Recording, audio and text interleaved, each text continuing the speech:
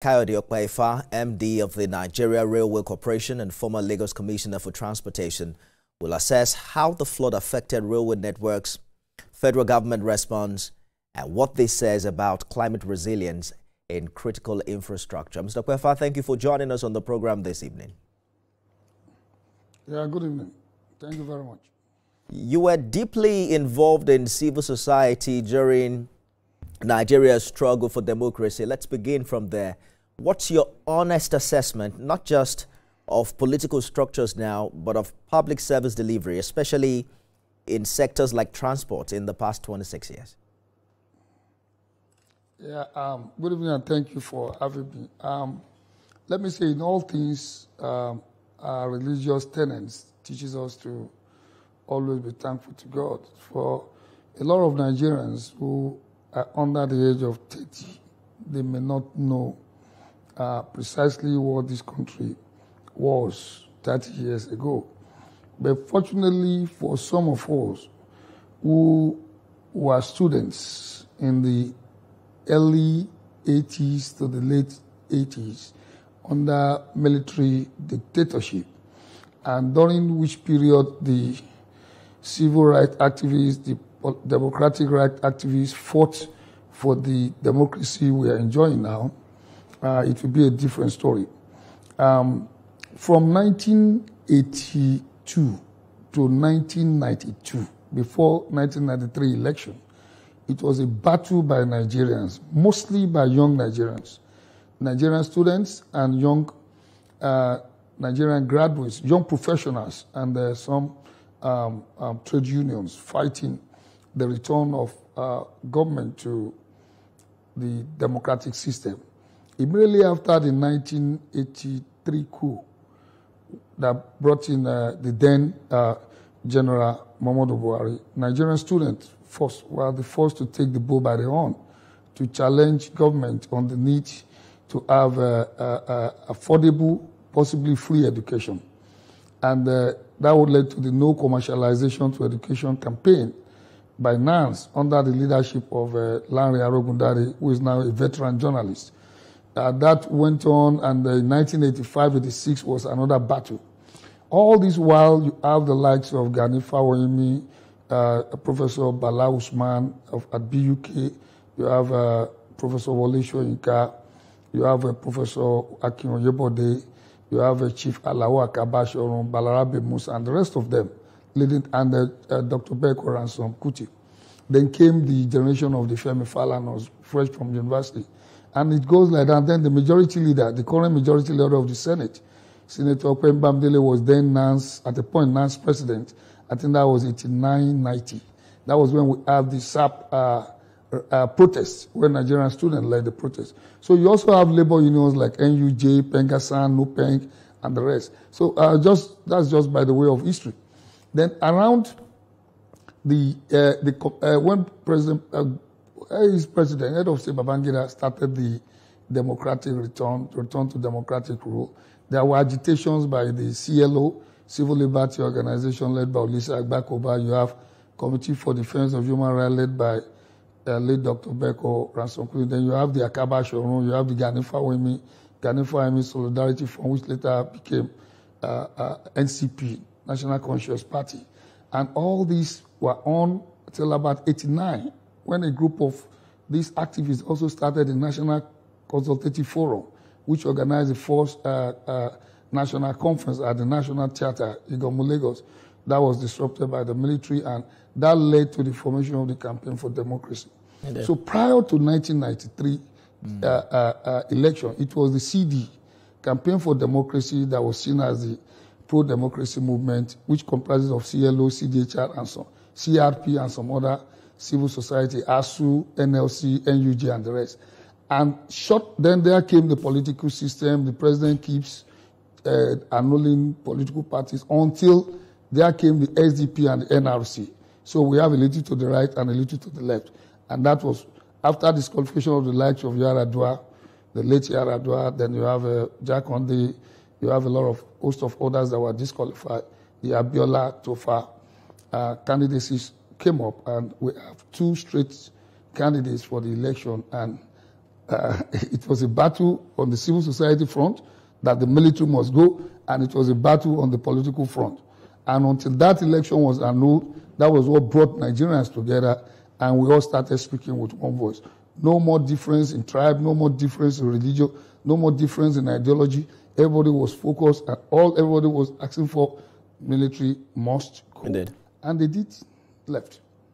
Mr. Kwekfa, it is a very long story, and I understand that you lived. It is a lived experience for you. So if I allow you keep talking, we might not exhaust it in the short time that we have. But I'd like us to speak to. There is no doubt about the great feat we have achieved in that regard. The military is long back in the barracks now. The concern in 2025 is how much gains we have achieved within that period, if we could have really done more. And I was wondering if you could help us identify what you consider the greatest gaps between democratic ideals and achieving tangible infrastructure development outcomes. Okay, in my own estimation, I believe Nigeria had actually gained a lot from the democratic process, and not just in the infrastructure, but in terms of psychological and then sociological development. The mindset now, I can talk my mind out. Like somebody said, the likes of Very Dark Man can say their minds. You can hear the likes of the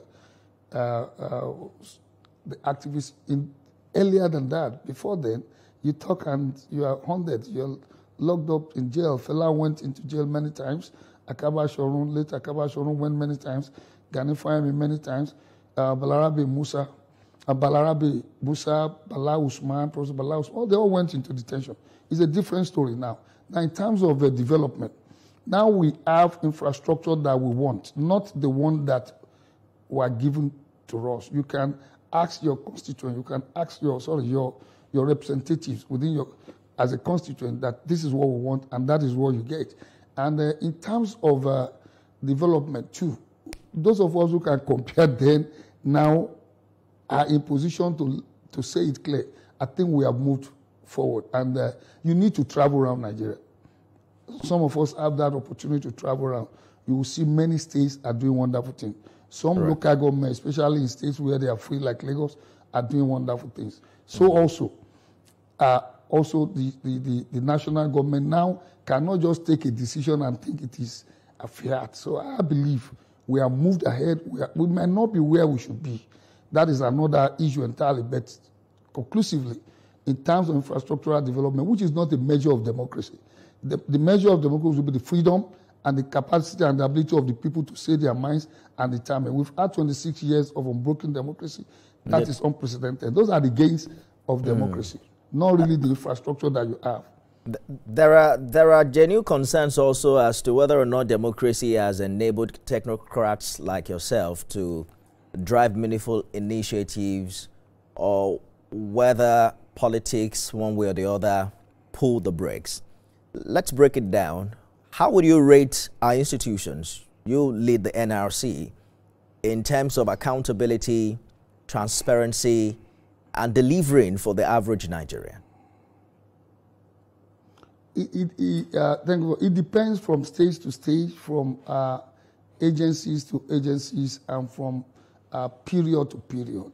And we also need to put in context that there has been a lot of disruptions in the way we have developed the series of coups intermittently until the last, let me say, the last 30 years or so. So in terms of delivery, accountability, you now have EFCC, you have ICPC, you have Code of Conduct Bureau, then you have all sorts of new laws, administrative courts, something like that.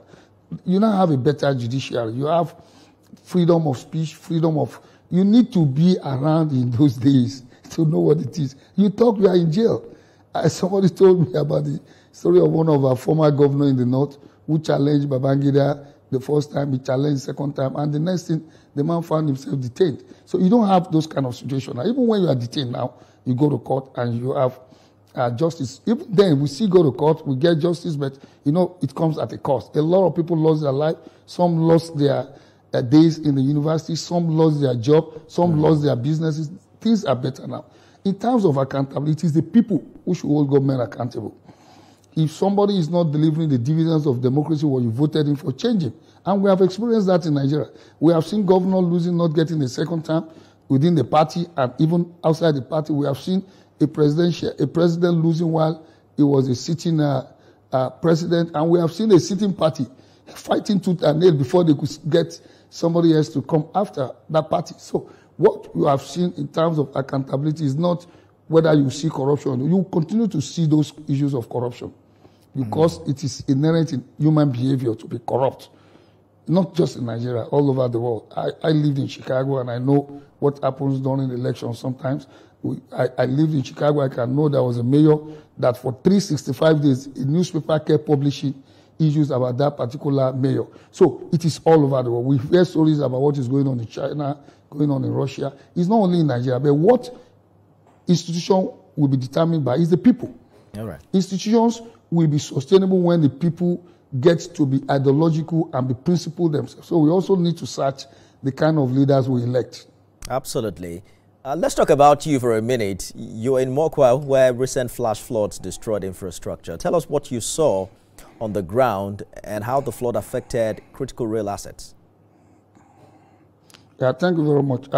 Let me first say that as an individual, as the managing director of Nigerian Railway Corporation, we commiserate with those who lost loved ones and those who are still missing. And we also pray God will grant those who are dead, who lost their lives, the Al-Jannah Fidaw in the season of Ramadan, of Eid al-Adha. What I saw was striking, and I was scared. I struggled to sleep that night because you have a whole town swept off. Then you still have people around the ground zero still believing that their loved one could be found dead or alive. And we must commend all the agencies that have been to that side.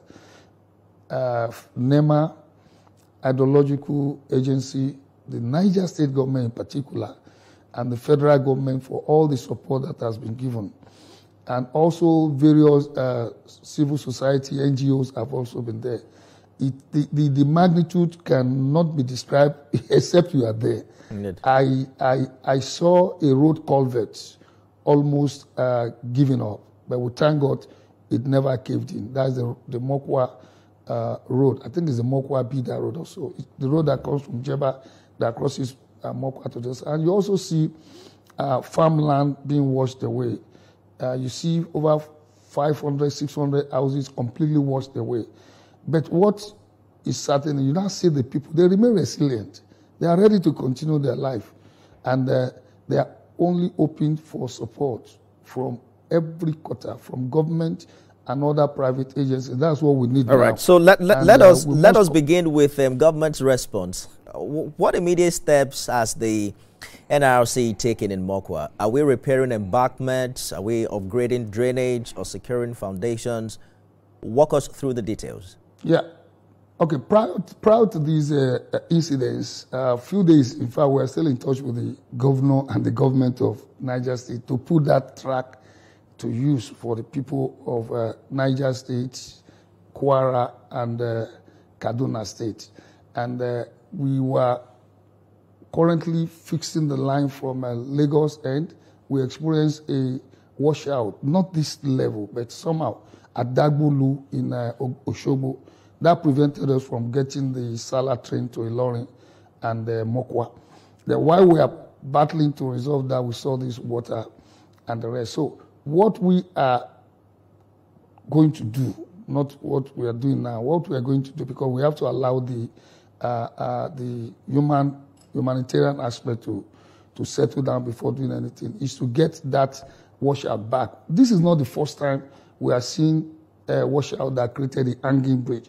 We saw one in before 2019. There was also one 2017, close the same Niger State at Tatabu, where we also have hanging thing. These are as a result of human activities, climate change and urban development. And it only tells us that in engineering, we need to design resilient kind of infrastructure. What we are going to do is we're waiting to meet with all other agencies of government as soon as the humanitarian aspect is curtailed. We will meet, possibly coordinated by you recall that the vice president was there representing the president. So you also have the state governor who has also visited. A meeting will be called up hopefully very soon or within this week, within the coming week, and we will all sit down and do intergovernment and interministerial, interagency approach to the issue to bring up a resilient solution to this. And also in other areas, it teaches us how not to do things or how to do it better. I like that you're talking about resilient structures. Climate extremes are increasing, Mr. Kwefa. What's the corporation's blueprint in adapting its engineering standards or route planning to this new reality? You see, when natural disaster occur, engineering systems and technology will also be renewed to adapt. You cannot predict the next kind of crisis. You can only do what you can do. We have learned lessons with washouts, and this one is the biggest of the one we have learned in recent time. And we definitely, our engineers are meeting, and they will also meet with people in the hydrological agencies. They're meeting with state government. They're meeting with all other critical stakeholders, and we have also always come out better after every such disaster. The one in Tatabo, like I said, within 4 weeks, 6 weeks, they returned the bridge. I mean, they returned the structure and they put a temporary bridge, created adequate water flow points, and the thing was resolved. So I don't think this would be anything different. However, because of the magnitude, nature, and the fact that you have human casualty in this regard, we have to make sure that we manage this situation with all the compassion it deserves. And I am well confident that with the president personally addressing this issue, with the vice president being on side, and with what I know of the Niger state government, I have no doubt that this is going to receive the best of attention. And going forward, we will be more conscious of building structures that, regardless of what happened, at least we can be 95% confidence limit sure that they will be resilient. This thing had not happened in the last 20, 15 years. We are told they've been living this in this area. So wherever the water comes from is just part of what the new world order is going through under this climate change and human activity. Nigerians are hoping that beyond recovering from this disaster, that the future holds something really bigger, that our rails will be reliable, resilient, and will also, like you said, build resilient pillars for Nigeria's infrastructure. But security is still top of mind, especially with past attacks on lines. Are there new protocols or technology you're implementing to ensure passenger safety in this regard? Yeah, what we're experiencing more now is a vandalism, human vandalism, and intentional criminal vandalism. We saw a site close to about entering Mokwa where people are doing mining, and they mine right under the. They are now getting close to the track, and that will affect the integrity. We also have people stealing cables, signal cables, for whatever value it has. You've seen a situation where a whole bridge that was not used was completely cutted away. So our own approach, we will put all those resources, all these assets, we are going to put them to use, such that continual use will deter vandalism. Also, we call on the security agents, especially the Nigerian police and the civil defense corps, to continue to do more. And we plead with the courts, when these criminals and vandals or whoever they are and their cohorts are apprehended, the justice system should help us. A situation where you find them 50,000 naira or 100,000 naira for somebody who is damaging an asset that could cost life. These are not, they turn all our rail tracks to scraps. They call it scraps. They are not scraps, they are national assets. And for the least asking that it should be sold to them, we need to be cautious. These are not scraps, these are national assets that Nigerians are pulling from where they are. Some few Nigerians are pulling from where they are and turning them to to something for themselves. So we continue to plead, but as an organization, we will now come out, meet with the security agencies while we keep thanking them for. There has been a lot of recovery by the police and the civil defense and also the military. And we also want to thank community along our tracks to keep supporting. What I saw in Mokwa was interesting. All the tracks are intact.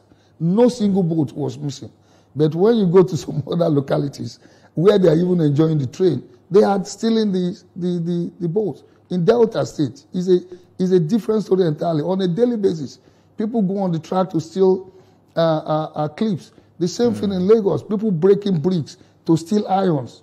Then you now go to the north-central Nigeria, people removing tracks completely in broad daylight. I understand for no reason. I understand your advocacy for stricter punitive measures, but some have also said that there is need for us to be proactive. Do we understand what is fueling all of this vandalism? Is it a bigger economic issue that government has to look into? Are there bigger spectrums to consider in this regard?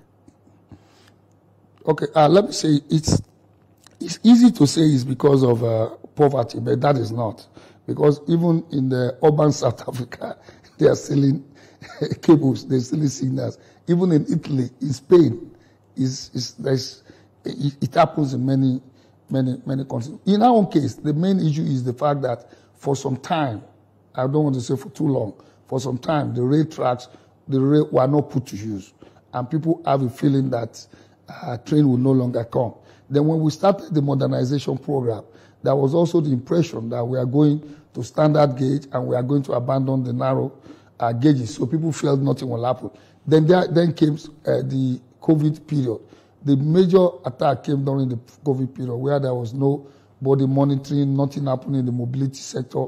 The trains were down, security was left to the locals, and people started taking that. But more importantly, I believe, is because we have not put the tracks to use. So that is our own first line of defense. All right. We are fixing them. We are going to fix all the track. We'll put them to use. And when they serve the people will appreciate it more and they will protect it. Mr. Kwefa, we have to go now, but if you were speaking directly to President Tinubu tonight, what one urgent ask would you make to better safeguard rail infrastructure and climate-proof our system? I would first say to thank the President for all that he has done for Nigeria, taking bold and audacious decision to renew the hope of Nigerians. In the area of climate change, resilience, I would say, Mr. President, continue to pursue the Vision 2060 position of Nigeria on the climate change and get the ecological fund agencies to work to make sure that all areas where we could be exposed or vulnerable are protected and taken care of. Don't get distracted. Remain focused on the reforms to make sure that the bigger Nigerians, most Nigerians get the benefit of it. Conclusively, I want to say, Mr. President, you're doing good. Kayode Kwefa is MD, Nigeria Railway Corporation. It was former Commissioner for Transport here in Lagos. Thank you so much for talking to us on Beyond the Headlines. Thank you very much. And thank you too for watching. Remember, you can watch it again at midnight and at 6 a.m. tomorrow. What a week it's been. See you again next week. I am Nifemi Oguntoye.